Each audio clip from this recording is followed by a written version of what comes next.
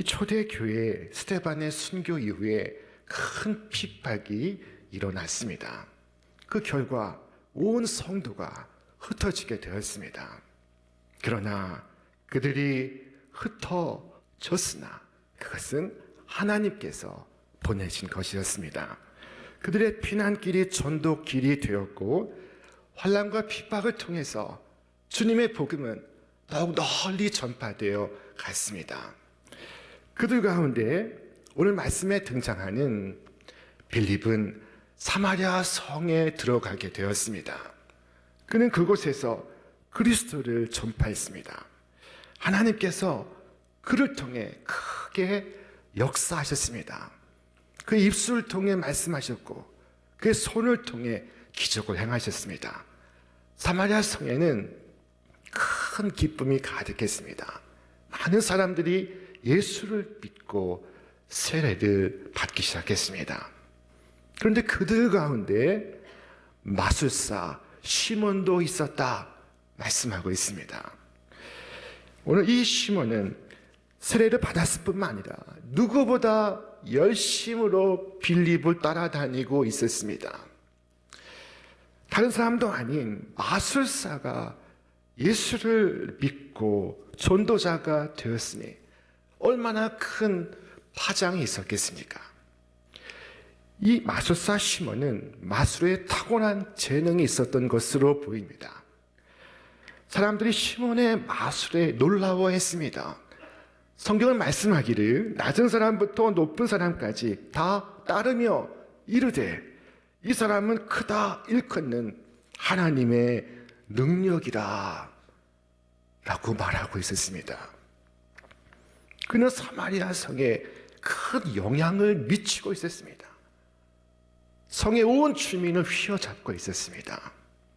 그의 마술이 얼마나 놀라웠던지 사람들은 그의 능력이 하나님의 능력이라 인식하고 있었습니다. 여러분, 오늘날의 마술은 무엇이며 마술사는 누구일까요? 오늘날에는 사람들이 이 마술에 놀라지는 않습니다. 그러면 무엇에 놀라고 누구에게 모여들고 있습니까? 여하간 이 마술사 시몬은 예수님을 믿고 세례를 받았습니다.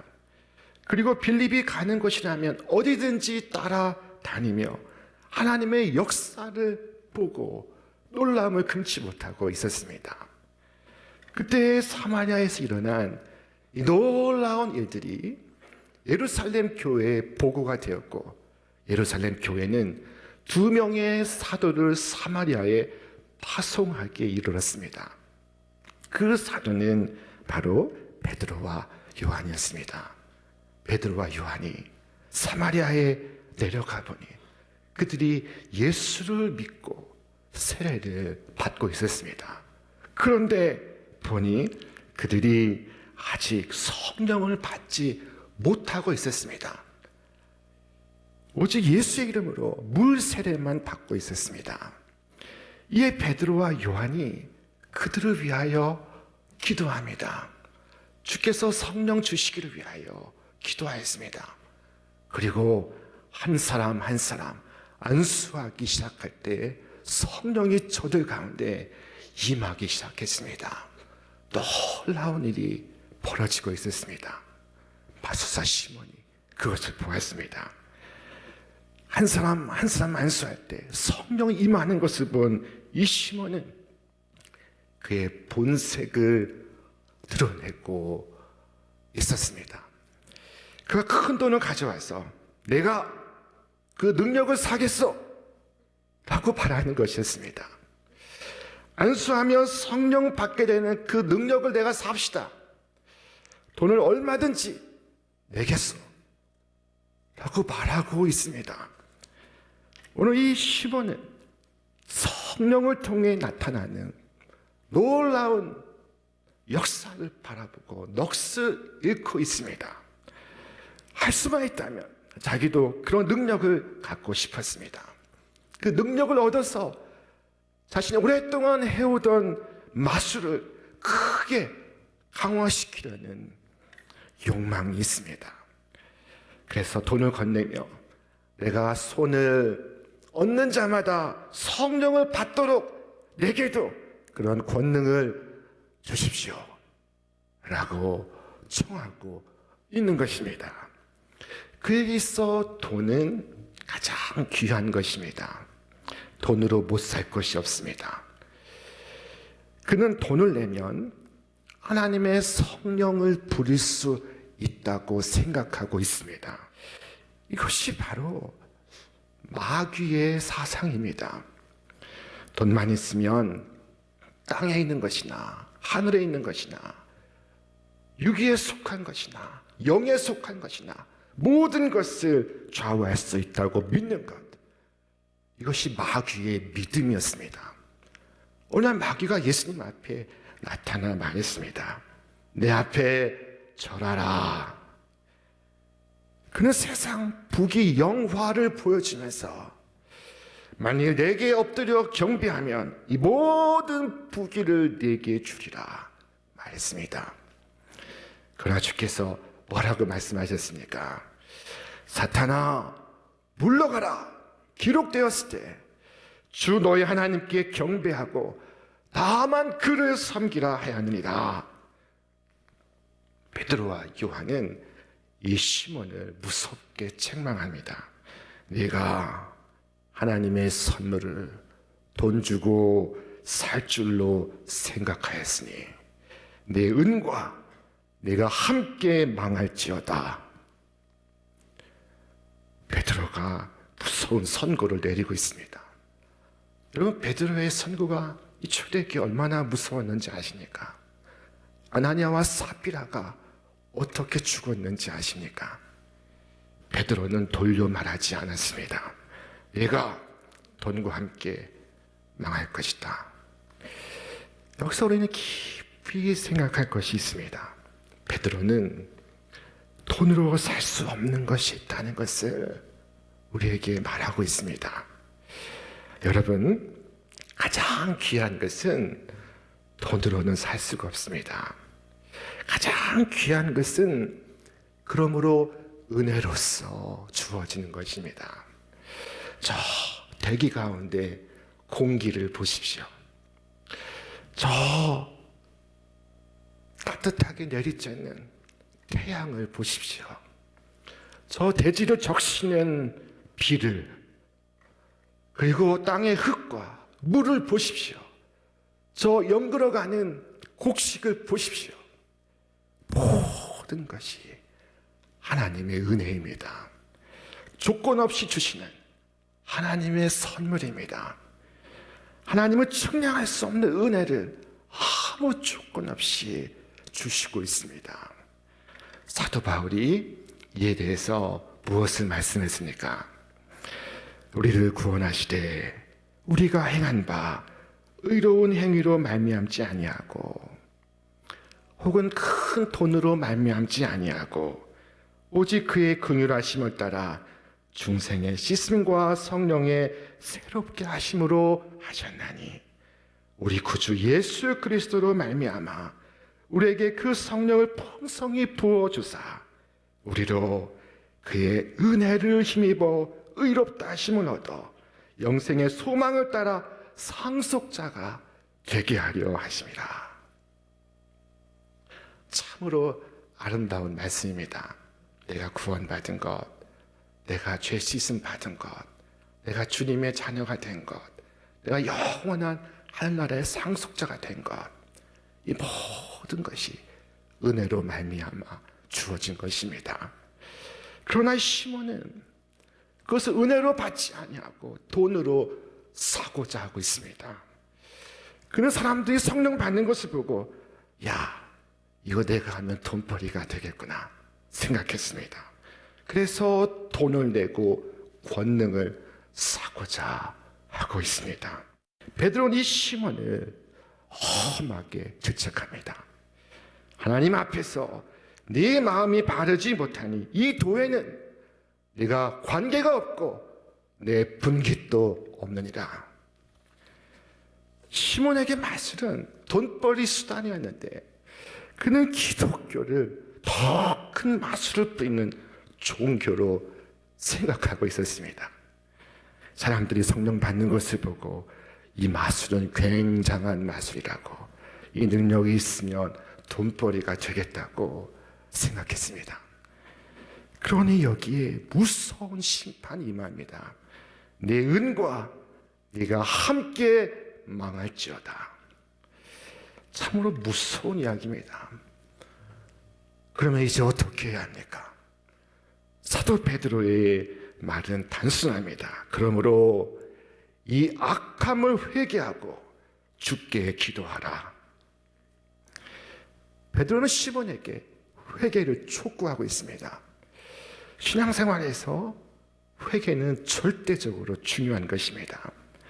일생 동안 죄 짓지 않는 사람이 없습니다. 우리가 사는 이 세상이 죄로 뒤덮여 있습니다. 아침에 깨끗이 하고 출근해도 저녁에 집에 돌아올 때에는 온몸이 먼지로 더럽혀져 있습니다. 우리 날마다 말씀 앞에 서서 주님의 보혈로 깨끗이 씻어야 합니다. 자, 그러나 문제는 회개하지 않기 때문에 하나님의 긍휼을 입을 수가 없다는 것입니다. 문제는 죄를 짓는 것이 아니라 죄를 하나님 앞에 회개하지 않는 것입니다. 회개함이 없으므로 구원받지 못합니다.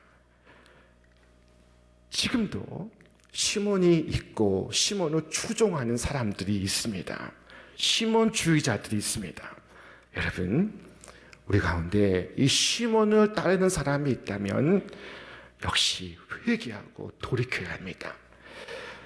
그도 시몬주의자고 시몬의 제자입니다. 회개하지 않으면 시몬이 받은 심판을 같이 받게 될 것입니다. 다른 길은 없습니다. 회개해야 하고 돌이켜야만 합니다. 시몬은 오랫동안 돈에 집착하고 있었습니다. 그가 마술을 부린 것도 돈을 위해서였습니다. 베드로는 시몬의 상태를 이렇게 진단했습니다. 그 마음에 악독이 가득하며 불의의 종이 되었느니라. 입술로는 주님을 믿고 주님을 따른다고 하지만은 마음속에 옛사람의 탐욕과 정욕과 본성이 그대로 살아 있습니다. 옛사람의 성품을 그대로 가지고 있습니다. 그는 변화되지 않았습니다. 시몬이 빌립을 쫓아다닌 것은 그의 표적과 능력을 보고 놀랐기 때문이었습니다. 빌립이 하는 것에 놀랐습니다. 시몬은 알았습니다. 빌립의 능력이 자기의 능력보다 크다는 것을. 그래서 그를 따랐습니다. 김진웅 목사님의 쓰신 내가 새벽을 깨우리라 하는 책에 아주 흥미로운 사건이 등장합니다. 김진웅 목사님은 청계천 판자촌에서 교회를 개척하셨습니다. 어느 날 그 동네를 걷다가 굿하는 집을 보았습니다. 많은 사람들이 모여서 굿하는 것을 보고 있었습니다. 목사님도 그들 사이에 껴서 이 굿하는 것을 구경하고 있었습니다. 그런데 낌새가 이상했습니다. 무당이 아무리 애를 써도 진땀만 흘리고 굿이 진행이 되지 않고 있었습니다. 신이 내리지 않고 있었습니다. 어떻게 해서든지 신이 내리게 해보려고 애쓰던 이 무당은 사람들을 돌아보며 물었습니다. 혹시 이 중에 예수 믿는 사람이 있어? 그러자 사람들이 다 개척교회 김준영 목사님을 바라보았습니다. 그때 이 무당이 조용히 다가와 목사님에게 말합니다. 선생님, 죄송합니다만 자리를 좀 비켜주십시오. 선생님이 계시면 제가 구술할 수가 없습니다. 그 얘기를 듣고 김준호 목사님이 자리를 비켰습니다. 자리를 비키면서도 기분은 나쁘지 않았다고 합니다. 얼마간 시간이 지났습니다. 주일 예배를 드리는데 그 판자 지붕을 한 교회 새 신자가 찾아왔습니다. 판자촌 판자집 교회에 새 신자가 자발적으로 오는 일은 없었다고 합니다. 목사님은 예배 후에 물었습니다. 감사합니다. 어떻게 해서 우리 교회를 오시게 되었습니까? 그러자 그 하는 말이 놀랍습니다. 제가 하는 일이 다 안 되고 손을 대는 것마다 다 망하게 되어서 무당을 찾아갔더니 당신은 교회 다녀야 할 사람이라고 저 교회를 나가라고 무당이 일러주었다는 것입니다. 그리고 며칠 후 아침 길에서 그 무당을 만났습니다. 목사님이 인사를 했습니다. 사람을 보내주어서 고맙습니다. 그때 이 무당이 했다는 말이 이것입니다. 뭘요? 동종 업종끼리 돕고 살아야지요. 지난번 자기를 도왔으니 자기가 이번에 도왔다고 생각을 했는지 모르겠습니다. 이 시몬은 빌립을 동종 업종의 사람으로 생각하고 다만 자기보다 센 사람으로 이해했던 것으로 보입니다. 사실 요즘처럼 이 크리스찬의 정체성이 혼란스러운 때가 없습니다. 누가 과연 크리스찬입니까? 누가 과연 그리스도인입니까? 이렇게 질문하면 예수를 마음으로 영접한 사람은 크리스찬이지요? 라고 답합니다. 세례를 받으면 크리스찬이지요? 라고 답합니다. 아침 저녁으로 교회에 나오면 크리스찬이지요? 라고 답합니다. 이 조건에 부합한 사람이 바로 이 시몬이었습니다. 그도 예수 믿고 세례 받았고 밤낮으로 빌립을 따라다니며 교회를 나오고 있었습니다. 시몬도 크리스찬입니까? 그렇지 않습니다. 왜 크리스찬이 아닙니까? 그가 거듭나지 않았기 때문입니다. 그는 옛사람을 한 번도 버리지 않았습니다. 주께서 무엇을 말씀하셨습니까? 너희는 유혹의 욕심을 따라 썩어져가는 구습을 따르는 옛사람을 벗어버리고 오직 너희의 심령이 새롭게 되어 하나님을 따라 의와 진리의 거룩함으로 지으심을 받은 새 사람을 입으라. 새 사람이 되어라. 이때부터 크리스찬인 것입니다. 오늘날 크리스찬이 아니면서도 크리스찬이라고 착각하며 사는 사람들 때문에 세상 속에서 교회가 조롱을 받고 있습니다. 여러분, 이 시몬은 과연 베드로의 권고대로 회개를 하였을까요? 할 길이 없습니다. 그러나 문제는 바로 우리입니다. 시몬을 통해서 베드로가 우리에게 질문하고 있습니다. 너희도 시몬처럼 돈으로 무엇이든 얻을 수 있다고 생각하고 있느냐? 여러분, 돈이 주인 노릇하는 이 세상에서 주인을 바꾸기 위해서 용기가 필요합니다. 큰 결단이 필요합니다. 오늘 우리가 봉헌하는 헌금은 돈이 아니다. 주님이 우리 삶의 주인임을 고백하는 증표입니다. 우리가 2022년 새해를 시작하면서 주님이 내 삶의 주인이심을 고백하는 증거로서 우리 한 가지를 주님 앞에 결단했으면 좋겠습니다. 그것은 이 11조를 준수하는 것입니다. 주께서 말씀하셨습니다. 너는 마땅히 소산의 11조를 드릴 것이며 이로써 내 하나님 여호와 경외하기를 항상 배울 것이니다. 여러분, 이 11조는 돈이 내 삶의 주인이 아니요 하나님이 내 삶의 주인이심을 고백하는 행위입니다.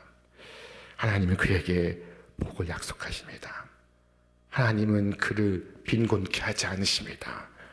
한번 주님의 말씀을 따라가 보시기를 바랍니다. 진정한 축복이 무엇이고 참된 구원이 무엇인지 깨닫게 될 것입니다. 사람들은 흔히 세상에 돈으로 안 되는 게 어디 있어? 라고 말합니다. 여러분 정말 그렇습니까? 세상에 돈으로 안 되는 게 없으니까 돈으로 건강을 사고 수명을 늘리고 돈으로 자식을 훌륭하게 키우고 돈으로 내 가정이 안전해질 수 있습니까? 돈의 능력으로 절대로 잘 살 수 없습니다. 우리를 정말 부유케 하고 잘 살게 하는 것은 하나님의 능력인 줄로 믿습니다.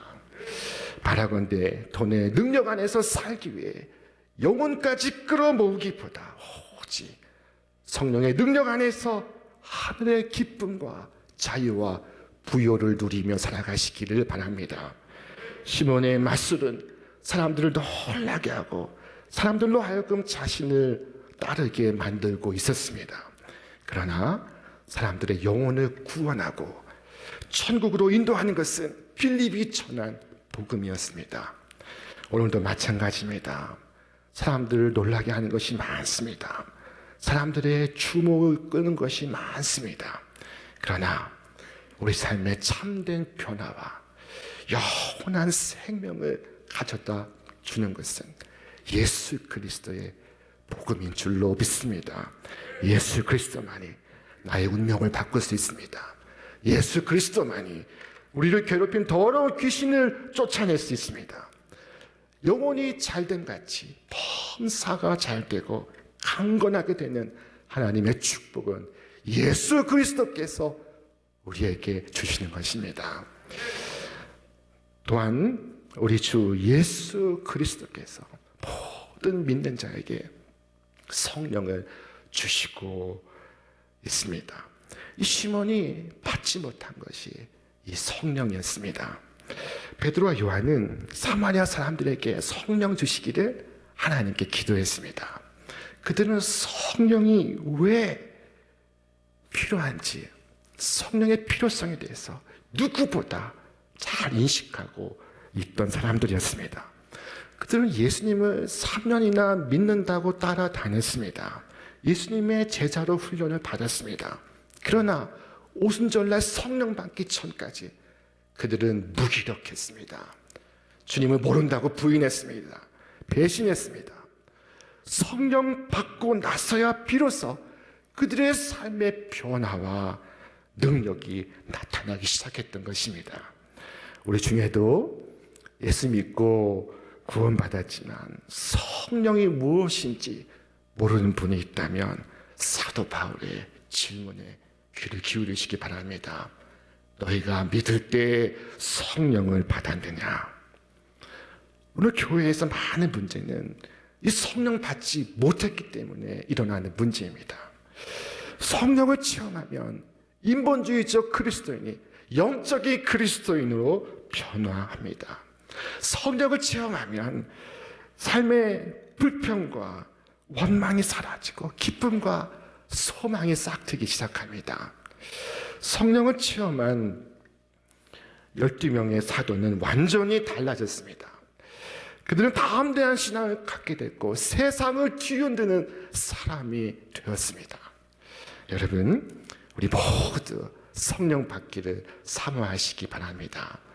목마른 사슴이 시냇물 찾기에 갈급한 같이 내 영이 주의 영을 사모하시기를 바랍니다. 갈급한 마음으로 주님, 제가 변화되기를 원합니다.